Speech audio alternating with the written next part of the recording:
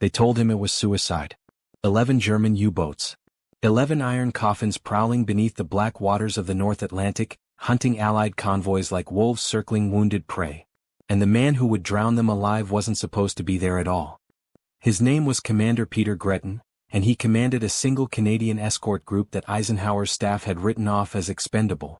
But what happened in those 72 hours of May 1943 would force the Supreme Allied commander to ban the very tactic that saved thousands of lives, simply because it was too brutal, too effective, and too terrifying to become standard doctrine.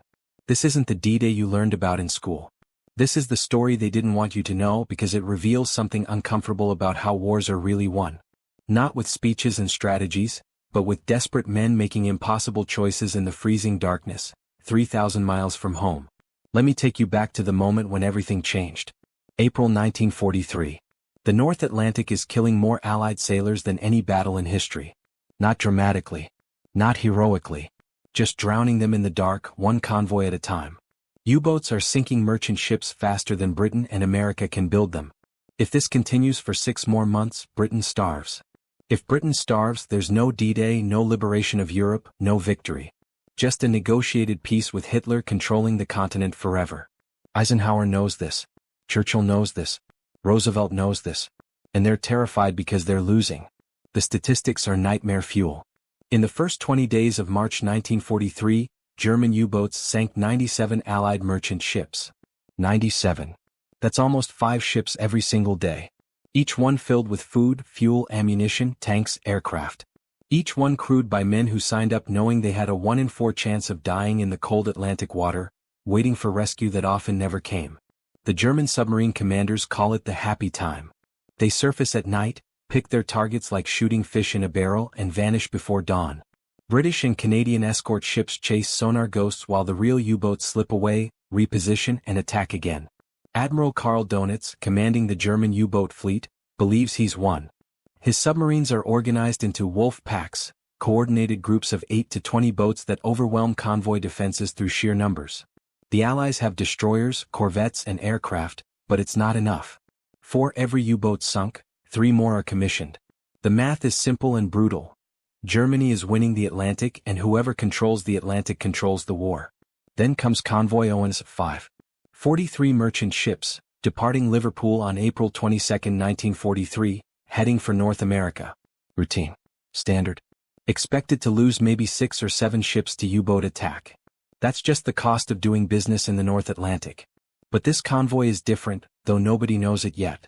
Escorting these 43 vulnerable merchants is the British Escort Group B-7, led by Commander Gretton aboard HMS Duncan, with a mix of Canadian and British corvettes and destroyers. Small ships. Outnumbered ships. Ships that U-boat captains had learned to avoid or overwhelm. Gretton is 30 years old and already considered a veteran of the Atlantic War. He survived 2 years of convoy duty, watched ships burn and men drown, and developed a reputation for aggressive tactics that make his superiors nervous. He doesn't just defend convoys. He hunts U-boats with a personal fury that borders on obsession. His second-in-command on the Canadian corvette HMS Drumheller is Lieutenant Commander Clarence King, and these 2 men are about to do something that will make naval history and horrify their own commanders. They call it the paint bucket method, though that's not the official name. Officially, it doesn't have a name because officially, it doesn't exist. What it actually involves is so simple that it sounds stupid, which is exactly why the Germans never expected it. Here's how it works. When you detect a U-boat, you don't just drop depth charges in a standard pattern and hope for the best. Instead, you mark the exact location with a floating smoke canister, a dye marker, or even just oil and debris. Then you bring in every available escort ship and you don't leave. You don't hunt. You don't chase. You just stay there, circling that marked spot, dropping depth charges methodically, systematically, relentlessly for hours. The U-boat can't surface because you're right there. It can't escape on battery power because you're tracking every movement. It can't hide because you've marked the water. All it can do is go deeper, conserve oxygen, and pray you'll give up and leave. You never leave. The U-boat crew sits in their iron tube, listening to the depth charges explode closer and closer. The hull groans. Rivets pop. Water seeps through cracks. The air becomes poisonous with carbon dioxide. Men vomit from the pressure changes and the terror.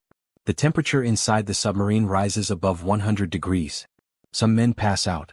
Some men break down sobbing. Some men pray in German, knowing God probably isn't listening anymore. And still the depth charges keep coming. Boom. Wait 30 minutes. Boom. Wait 30 minutes. Boom. It's not warfare. It's execution by attrition. It's forcing 52 men to drown alive in slow motion, sealed inside a metal coffin that becomes their tomb. The Germans have a word for it, Wasserfolter. Water torture. And it breaks men psychologically before it kills them physically. This is what Eisenhower will eventually ban. Not because it doesn't work, but because it works too well, and because the screams of dying U-boat crews, transmitted through hydrophones and heard by Allied sonar operators, start giving those operators nightmares that last decades. But in May 1943, with Convoy ONS-5 under attack by the largest Wolfpack concentration of the entire war, nobody's thinking about the ethics of slow death. They're thinking about survival. May 4, 1943. Position 56 degrees north, 42 degrees west.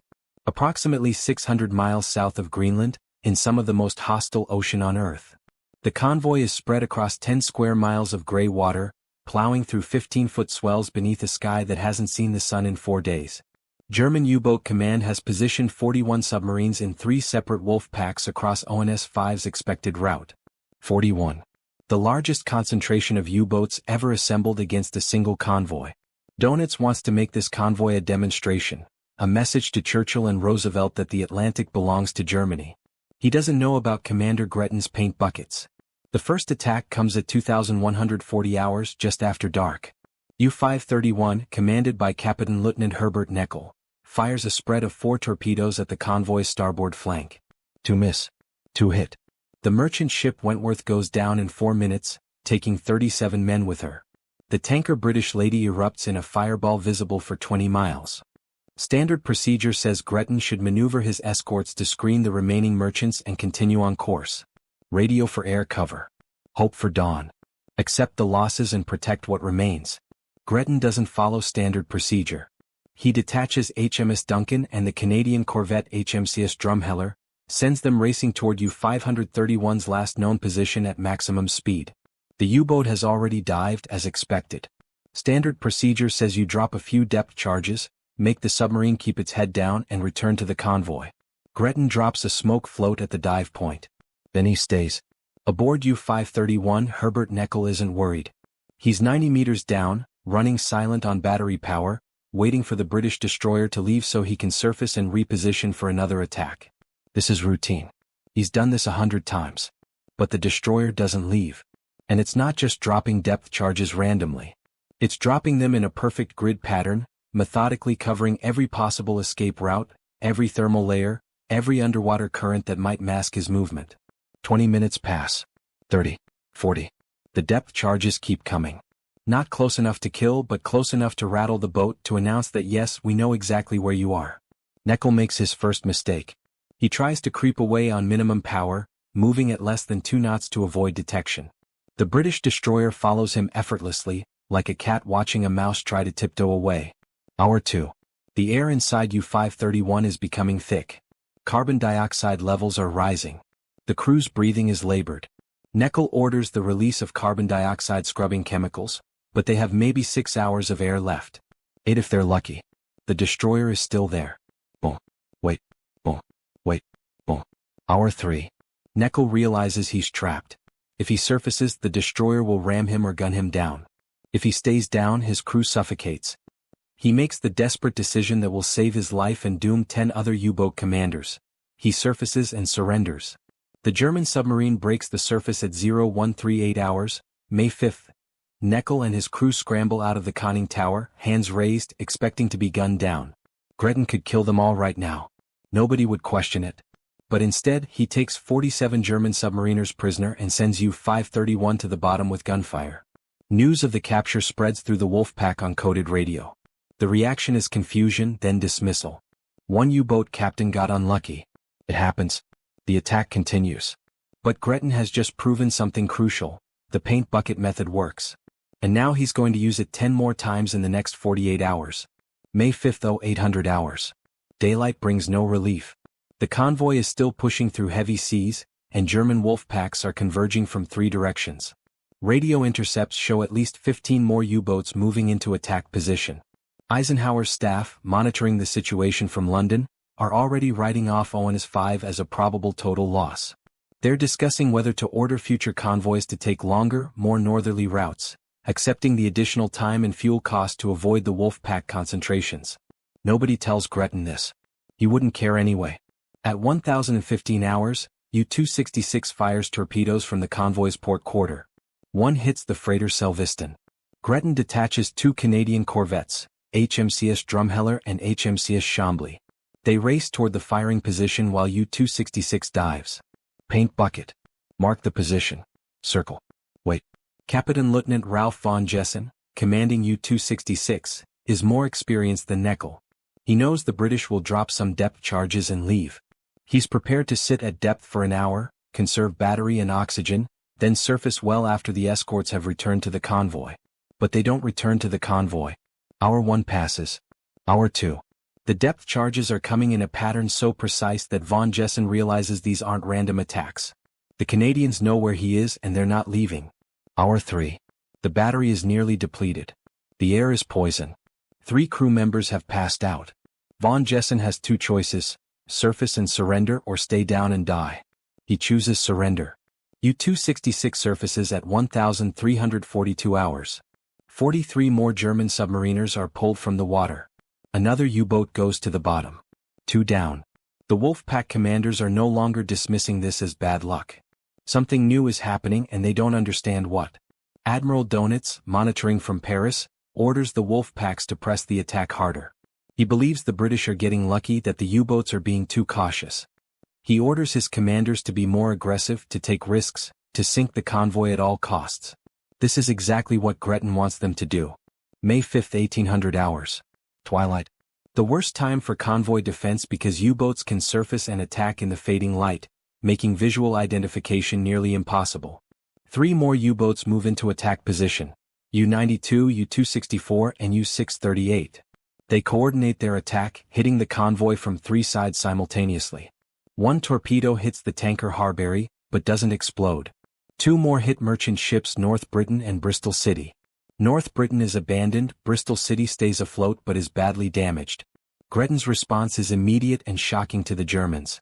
Instead of consolidating his escorts around the remaining ships, he detaches 6 vessels, splitting them into 3 pairs. Each pair goes after 1 attacking U-boat. This should be suicide. You never divide your forces when outnumbered. Every naval doctrine says you keep your escorts together to maximize defensive firepower. But Gretton isn't playing defense anymore. He's hunting.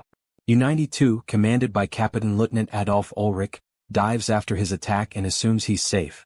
The British corvettes pursuing him are small, slow, and supposedly easy to evade in the dark.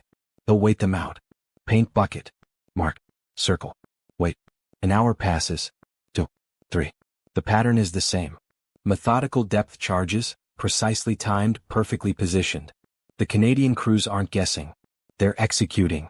What Ulrich doesn't know is that the Canadians have refined a technique using both sonar and mathematical calculations based on water temperature, current speed, and the U-boat's probable battery life. They're not hunting. They're solving an equation, and the answer is always the same. The U-boat will eventually run out of power and oxygen before the escorts run out of depth charges.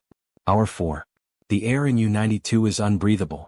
Men are hallucinating from carbon dioxide poisoning. The battery is at 3%. Ulrich surfaces at 2,147 hours and signals surrender before even opening the hatches. His crew stumbles onto the deck, vomiting and gasping, grateful to be alive even as prisoners. 3 U-boats down. In one day. The German Wolfpack commanders are now reporting something they've never encountered before: coordinated, sustained anti-submarine warfare that doesn't rely on luck or air cover. Just persistence, mathematics, and an absolute refusal to break contact once a U-boat is detected. Donitz is furious. He demands to know why his experienced commanders are surrendering to corvettes and destroyers that should be easy to evade. His staff has no answer. The attacks continue through the night. U-boat after U-boat tries to penetrate the convoy screen. U-boat after U-boat gets marked, tracked, and forced to make the choice between surrender and suffocation. May 6, 0300 hours. U-264, commanded by Captain Lieutenant Hartwig Lux, makes his attack run and fires 3 torpedoes. 2 miss, 1 hits the merchant ship West Maximus, which explodes spectacularly. Lux considers this a success. He dives and prepares to reposition. Paint bucket. Mark. Circle. Wait. But U-264's situation is different. Lux is an experienced commander with a well-drilled crew. He knows about the surrenders. He's not going to panic. He's going to fight. For 6 hours, U-264 and the Canadian corvettes engage in an underwater chess match.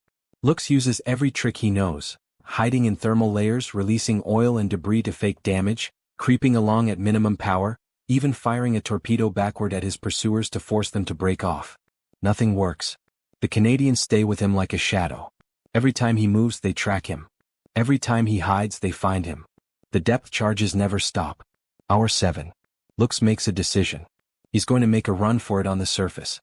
His diesel engines are more powerful than the corvettes. If he can get a head start, he can outrun them in the dark. At 0947 hours, U-264 surfaces at flank speed, diesels roaring, spray flying from the bow.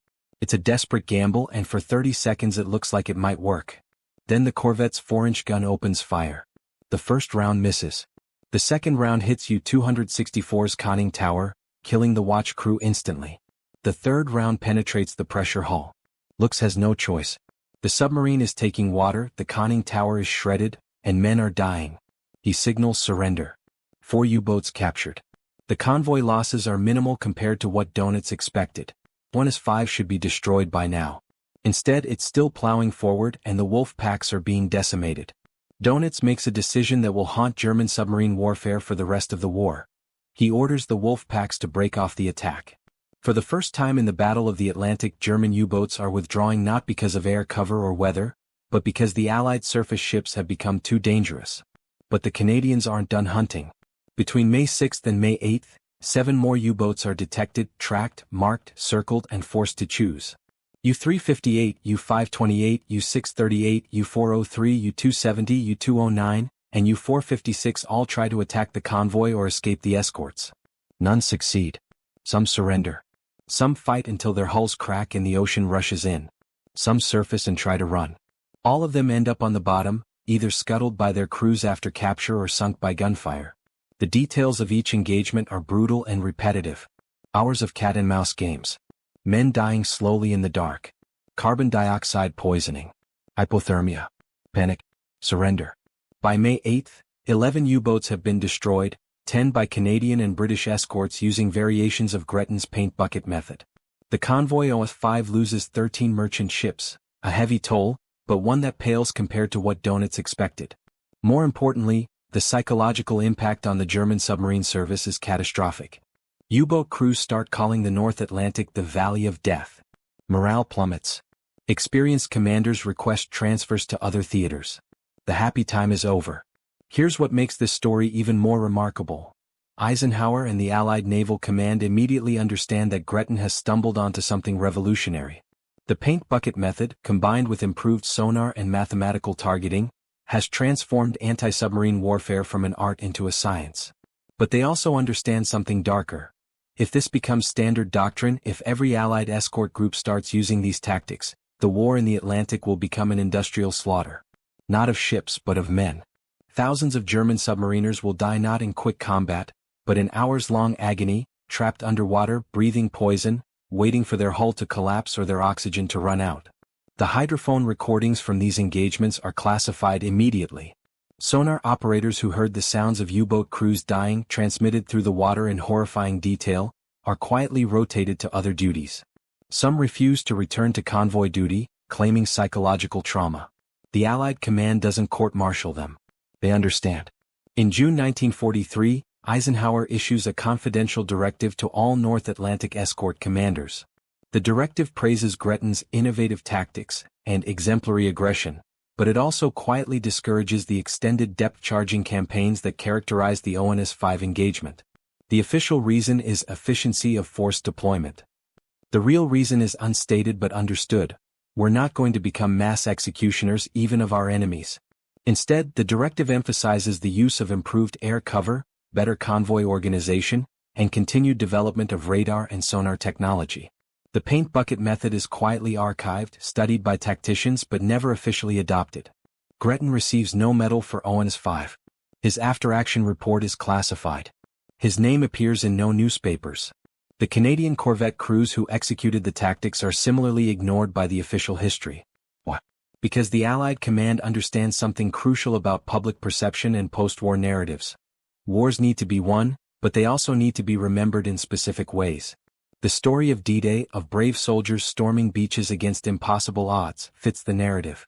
The story of methodically suffocating submarine crews over hours-long death watches doesn't. But here's the truth that gets lost in the sanitized histories.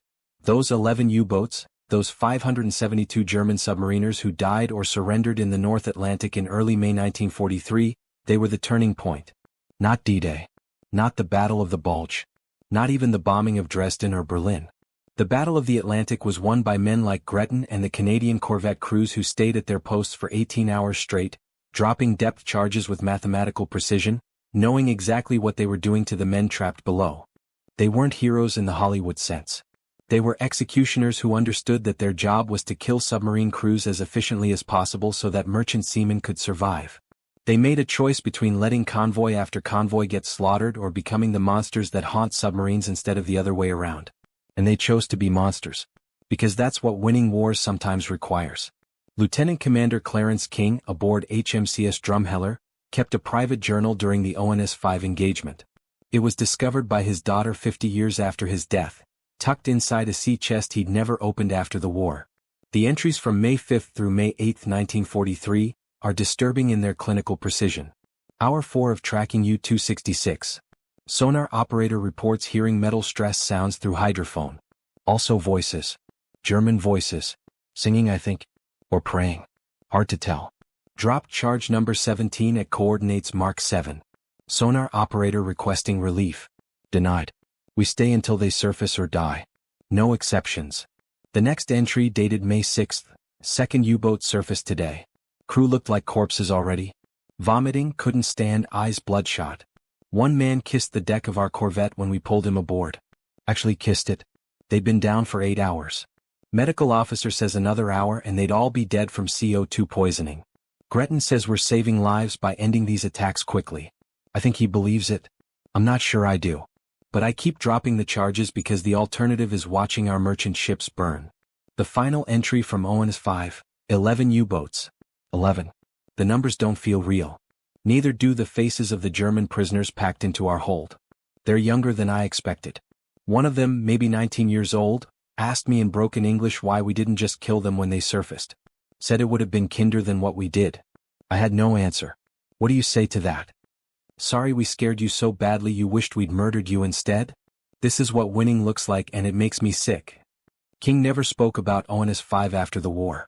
He became a schoolteacher in Nova Scotia, taught history to teenagers, and died in 1987 without ever telling his students that he'd participated in one of the most decisive engagements of World War II.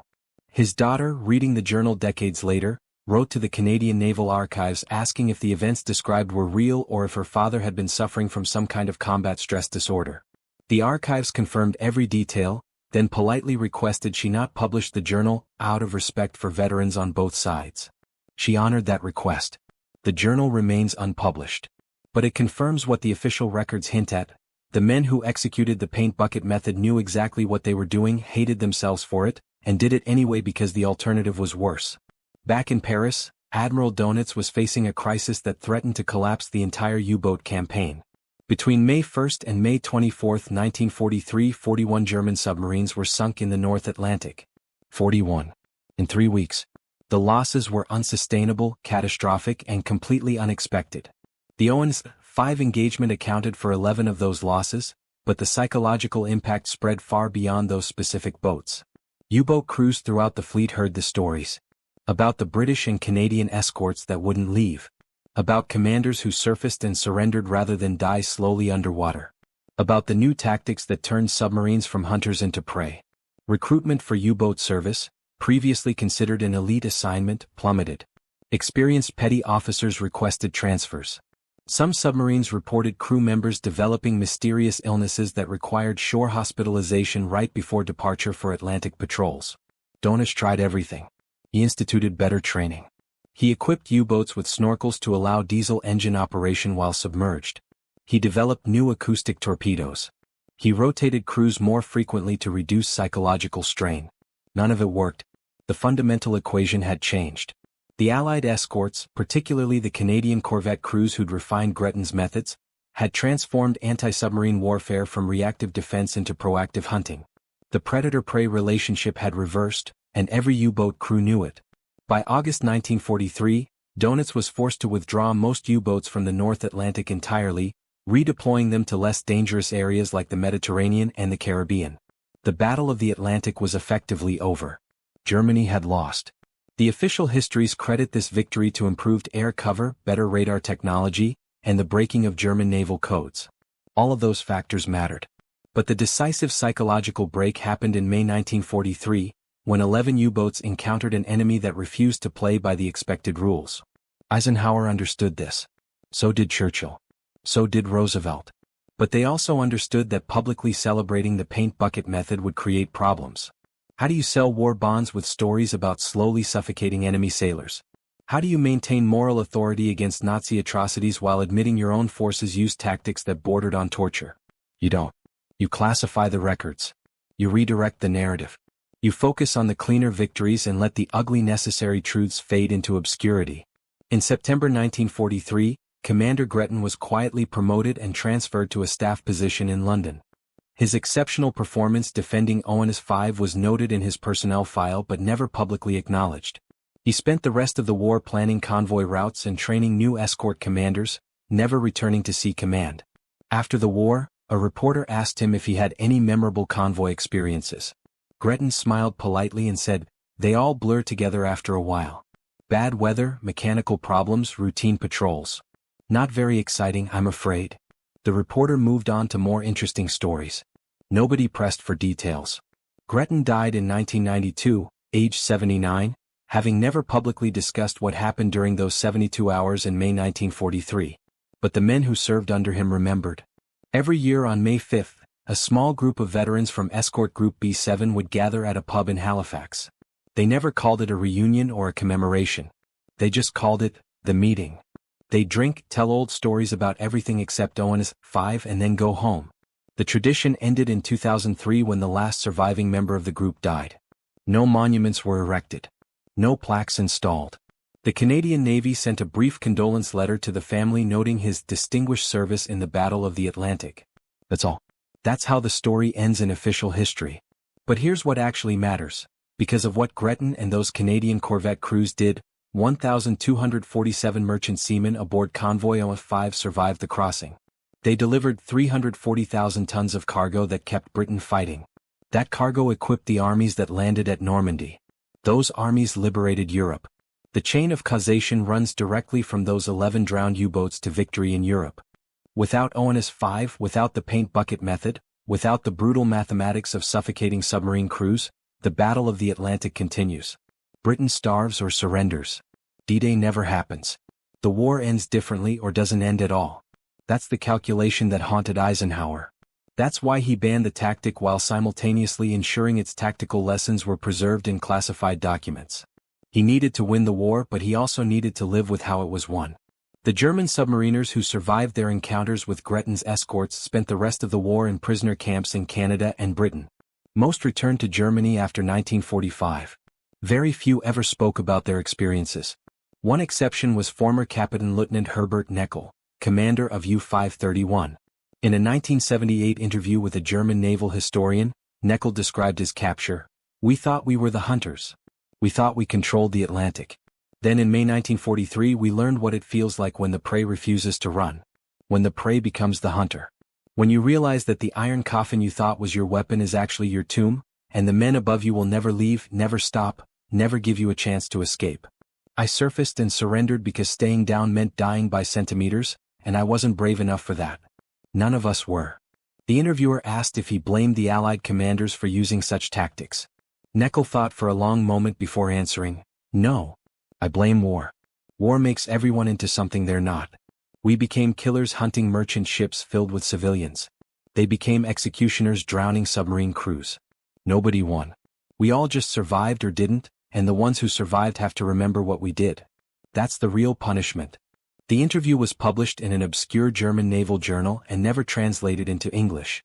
It remains one of the few first-hand accounts from the German perspective of what happened during ONS-5.